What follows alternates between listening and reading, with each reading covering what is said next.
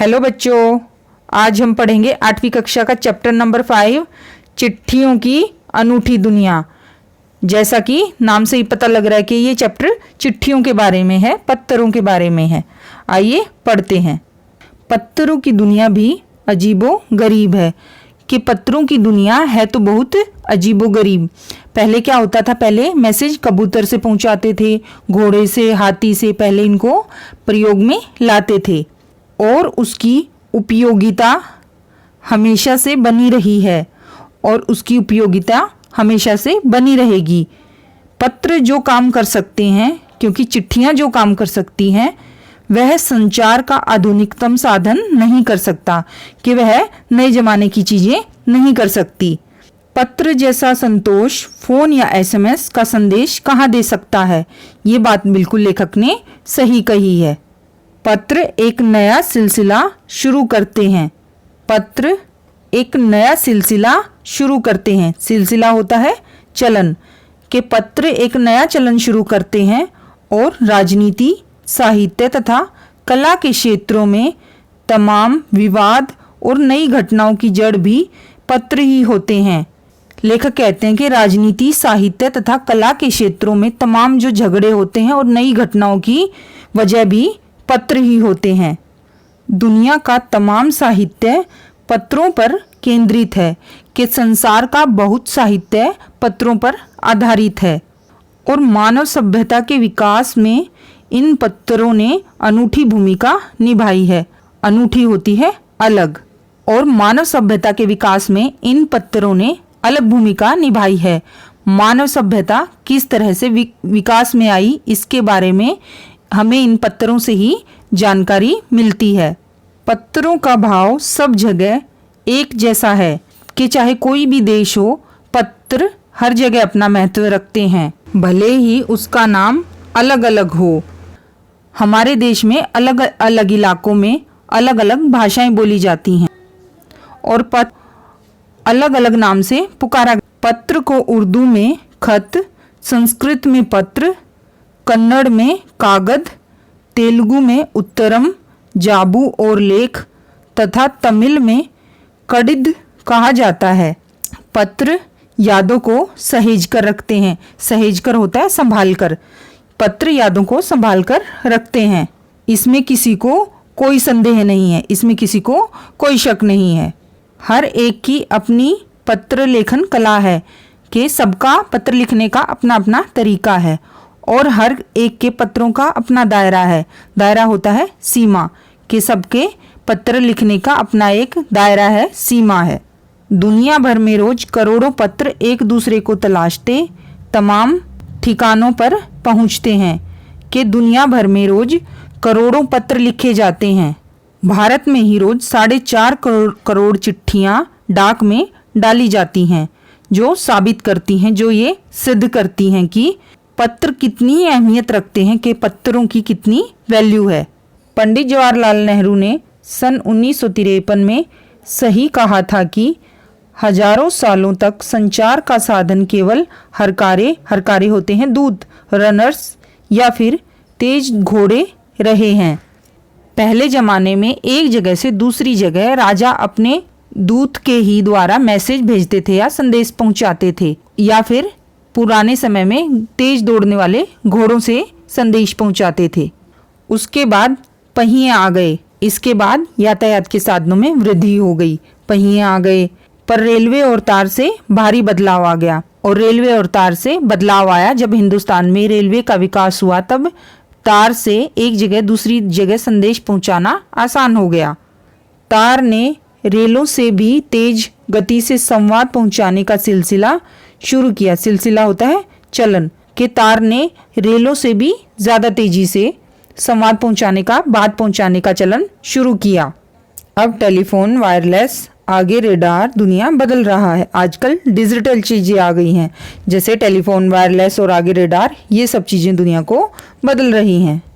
पिछली शताब्दी में पत्र लेखन ने एक कला का रूप ले लिया है। 100 सालों को शताब्दी कहते हैं। पिछले 100 सालों में पत्र लेखन ने एक कला का रूप ले लिया है। डाक व्यवस्था के सुधार के साथ साथ पत्रों को सही दिशा देने के लिए विशेष प्रयास किए गए। पत्र लेखन की कला को सुधारने के लिए खास तरह के प्रयास तथा कोशिशें की जा रही हैं। पत्र संस्कृति विकसित करने के लिए स्कूली पाठ्यक्रमों में पत्र लेखन का विषय भी शामिल किया गया है कि पत्र लिखने की परंपरा को बढ़ावा देने के लिए स्कूली सिलेबस में शामिल किया गया है, इसको लिया गया है। भारत ही नहीं, दुनिया के कई देशों में ये प्रयास चले और विश्व डाक संघ ने अपनी ओर से भी काफ़ी प्रयास किए कि भारत में नहीं, दुनिया के कई देशों में पत्र लेखन के मुकाबले होते हैं और जो अच्छा करते हैं उनको इनाम भी दिया जाता है। विश्व डाक संघ ने अपनी ओर से काफ़ी प्रयास किए, काफ़ी कोशिश की है, जो पूरी दुनिया की डाक संस्था है। विश्व डाक संघ की ओर से 16 वर्ष से कम आयु वर्ग के बच्चों के लिए पत्र लेखन प्रतियोगिताएं आयोजित करने का सिलसिला सन 1972 से शुरू किया गया कि विश्व डाक संघ की तरफ से जो 16 वर्ष से कम उम्र के बच्चे थे ना, उनके लिए पत्र लेखन प्रतियोगिताएं आयोजित करने का चलन शुरू हुआ 1972 में। यह सही है कि खास तौर पर बड़े शहरों और महानगरों में संचार साधनों के तेज विकास तथा अन्य कारणों से पत्रों की आवाजाही प्रभावित हुई है।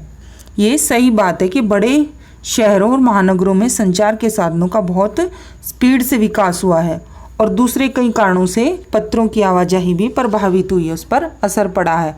जैसे टेलीफोन आ गया है, ईमेल आ गया है, फैक्स आ गया है, इन चीज़ों से भी पत्रों की आवाजाही पर फ़र्क पड़ा है, असर पड़ा है।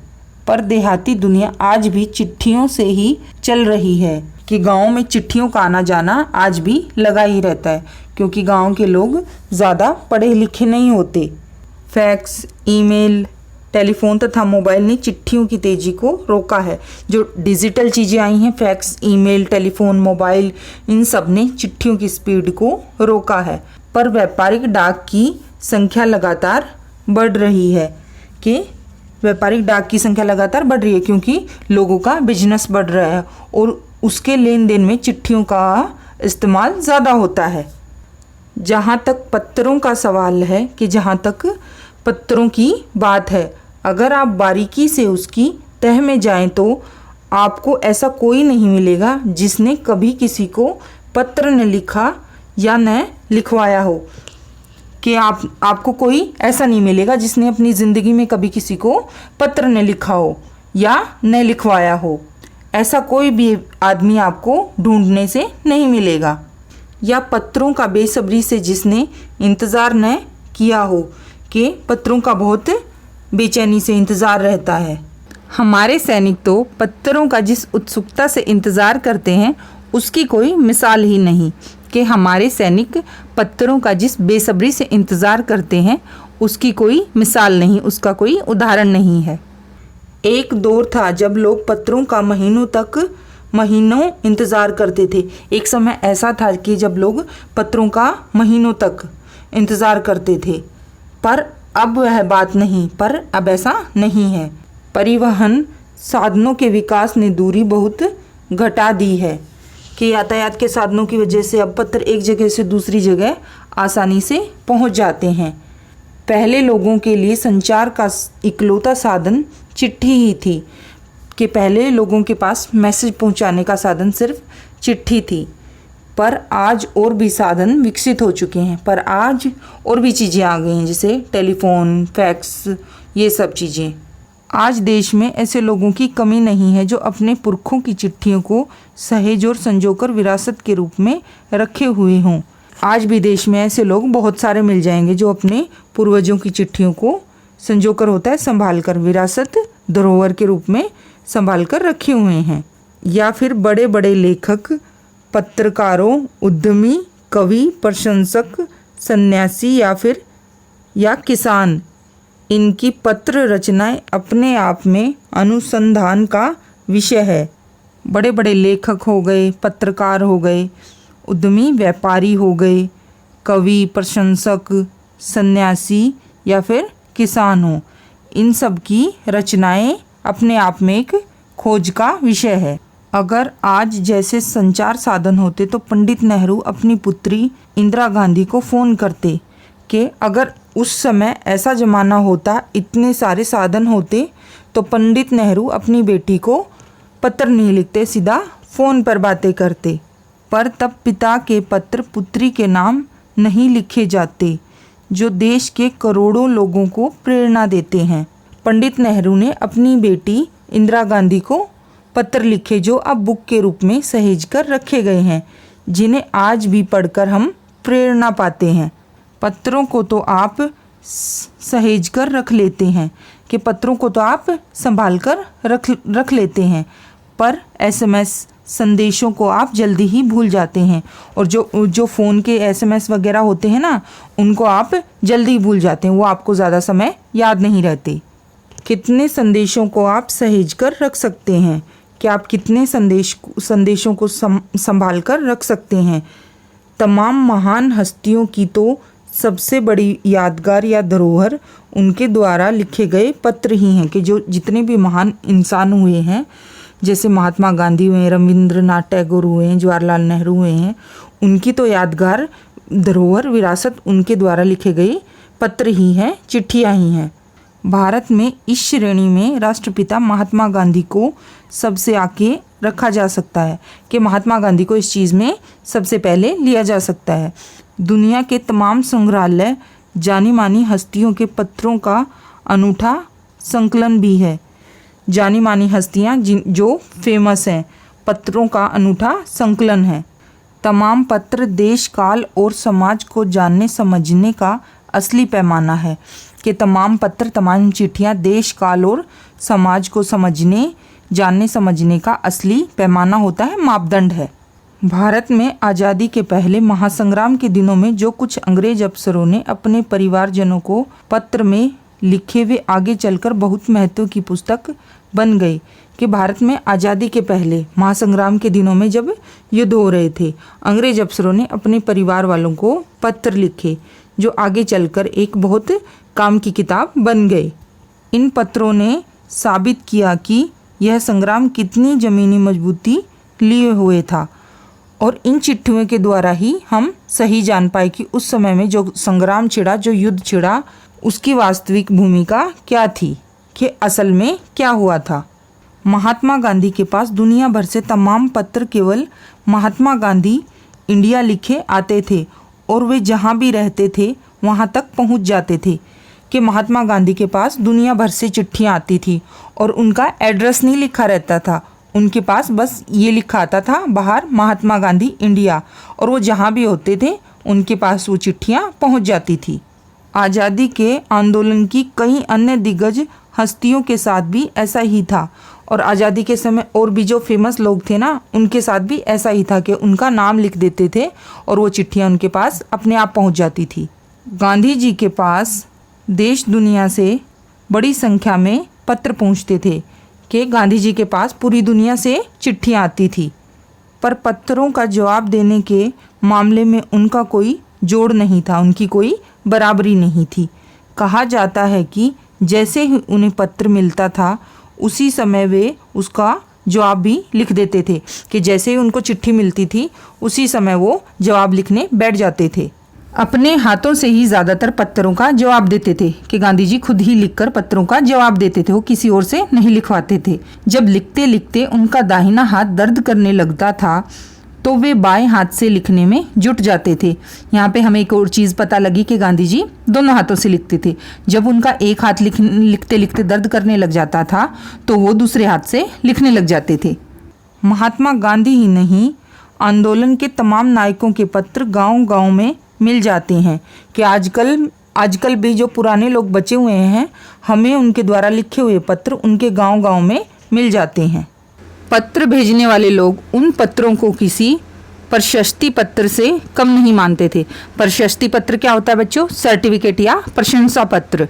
और कई लोगों ने तो उन पत्रों को फ्रेम कराकर रख लिया है, और कुछ लोगों ने तो उनको फ्रेम कराकर, जैसे फ़ोटो को फ्रेम कराकर रखते हैं, वैसे ही पत्रों को फ्रेम कराकर रख लिया है। यह है पत्रों का जादू। और पत्र एक जादूगर की तरह असर छोड़ते हैं। यही नहीं, पत्रों के आधार पर ही कई भाषाओं में जाने कितनी किताबें लिखी जा चुकी हैं और पत्रों के आधार पर ही कई भाषाओं में बहुत सारी किताबें लिखी गई हैं। वास्तव में पत्र किसी दस्तावेज से कम नहीं है, कि पत्र वास्तव में ही किसी सबूत से कम नहीं है। पंत के 200 पत्र बच्चन के नाम और निराला के पत्र हमको लिख्यो है कहा तथा पत्रों के आईने में दयानंद सरस्वती समेत कई पुस्तकें आपको मिल जाएंगी। यहाँ पे पंत सुमित्रानंदन पंत जी को कहा गया है, उनका शॉर्ट नेम लिया गया है। सुमित्रानंदन पंत जी के द्वारा लिखे गए 200 पत्र जो हरिवंश राय बच्चन जी के नाम लिखे गए हैं और सूर्यकांत त्रिपाठी निराला के पत्र, इन दोनों के पत्रों को इकट्ठा करके हमको लिख्यो है कहा किताब में संकलित किया गया है, लिया गया है। कहा जाता है कि प्रेमचंद खास तौर पर नए लेखकों को बहुत प्रेरक जवाब देते थे, कि मुंशी प्रेमचंद जी के बारे में कहा गया है कि वो नए लेखकों को बहुत प्रेरक होता है, प्रेरणा देने वाले जवाब देते थे तथा पत्रों के जवाब में वे बहुत मुस्तैद रहते थे, के तत्पर रहते थे। इसी प्रकार नेहरू और गांधी के लिखे गए रविंद्रनाथ टैगोर के पत्र भी बहुत प्रेरक हैं और जो गांधी जी और नेहरू और रविंद्रनाथ टैगोर के पत्र भी बहुत प्रेरणा स्रोत हैं। महात्मा और कवि के नाम से महात्मा गांधी और रविंद्रनाथ टैगोर के बीच सन 1915 से 1941 के बीच पत्राचार का संग्रह प्रकाशित हुआ है। महात्मा गांधी और रविंद्रनाथ टैगोर के द्वारा 1915 से लेकर 1941 के बीच लिखे गए पत्रों को छापा गया है, जिसमें बहुत से नए तथ्यों और उनकी मनोदशा का लेखा जोखा मिलता है, जिसमें बहुत ही हकीकत को जागरूक किया गया है और उसकी मन की दशा का हिसाब किताब भी मिलता है। पत्र व्यवहार की परंपरा भारत में बहुत पुरानी है, कि भारत में बहुत पुराने समय से पत्र लिखे जाते हैं, पर इसका असली विकास आज़ादी के बाद ही हुआ है, कि भारत जब आज़ाद हुआ उसके बाद ही इसका असली विकास हुआ। तमाम सरकारी विभागों की तुलना में सबसे ज़्यादा गुडविल डाक विभाग की ही है, कि सबसे ज़्यादा लोग डाक विभाग को ज़्यादा अच्छा मानते हैं। इसकी एक ख़ास वजह यह भी है कि यह लोगों को जोड़ने का काम करता है और इसका मेन कारण यह भी है कि ये लोगों को जोड़ता है। घर घर तक इसकी पहुंच है, कि घर घर में इसकी पहुंच है। संचार के तमाम उन्नत साधनों के बाद भी चिट्ठी पत्री की हैसियत बरकरार है। संचार के तमाम उन्नत साधनों के बाद भी, जैसे फ़ोन हो गया, फैक्स हो गया, ये सब चीज़ों के बाद भी चिट्ठी पत्री की हैसियत, इसकी वैल्यू अब भी है। शहरी इलाकों में आलीशान हवेलियां हो या फिर झोपड़पट्टियों में रह रहे लोग, दुर्गम जंगलों से घिरे हुए गांव हो या फिर बर्फबारी के बीच जी रहे पहाड़ों के लोग, समुद्र तट पर रह रहे मछुआरे हों या फिर रेगिस्तान की ठाणियों में रह रहे लोग, आज भी खतों का ही सबसे अधिक बेसब्री से इंतज़ार होता है, कि चाहे हम कहीं भी रहते हों, शहर में रहते हों, गांव में, आलीशान हवेलियों में रहते हों, झोपड़पट्टियों में, पहाड़ों में, समुद्री तट पर, रेगिस्तान में, हम कहीं भी रहते हों, जहाँ भी हम रहते हैं, खतों का बेसब्री से, बेचैनी से इंतज़ार करते हैं। एक दो नहीं, करोड़ों लोग खतों और अन्य सेवाओं के लिए रोज़ भारतीय डाकघरों के दरवाजे तक पहुंचते हैं, कि एक दो नहीं, भारत में करोड़ों लोग सिर्फ चिट्ठियां लेने नहीं, और भी बहुत चीज़ें लेने, जैसे मनी ऑर्डर के द्वारा पैसे पहुंचाने हैं और कुछ भेजना है, ये सब सेवाएं लेने के लिए भी डाकघर तक जाते हैं और इनकी बहुआयामी भूमिका नज़र आ रही है। दूर देहात में लाखों गरीब घरों में चूल्हे मनी ऑर्डर अर्थव्यवस्था से ही जलते हैं, कि गांव में लाखों गरीब घरों में चूल्हे मनी ऑर्डर द्वारा आए पैसों से ही चलते हैं। गांव या गरीब बस्तियों में चिट्ठी या मनी ऑर्डर लेकर पहुंचने वाला डाकिया देवदूत के रूप में देखा जाता है, कि जो गांव होते हैं या गरीब बस्तियां होती हैं, वहां जब डाकिया जाता है तो उसको भगवान के रूप में देखा जाता है। और इसके लेखक हैं अरविंद कुमार सिंह। आइए इसके शब्दार्थ पढ़ लेते हैं। अजीबोगरीब अनोखा, एसएमएस लघु संदेश सेवा, सिलसिला आरंभ होना या रास्ता खुलना, अहमियत महत्व, हरकारा दूत या डाकिया या संदेश पहुंचाने वाला, आवाजाही आना जाना, तह गहराई। प्रशस्ति पत्र, प्रशंसा पत्र। मुस्तैद, तत्पर। दस्तावेज, प्रमाण संबंधी कागजात। प्रमाण पत्र, गुडविल, सुनाम, अच्छी छवि। हैसियत, दर्जा, आलीशान, शानदार। ढाणी, अस्थायी निवास या कच्चे मकानों की बस्ती जो गांव से कुछ दूर बनी हो।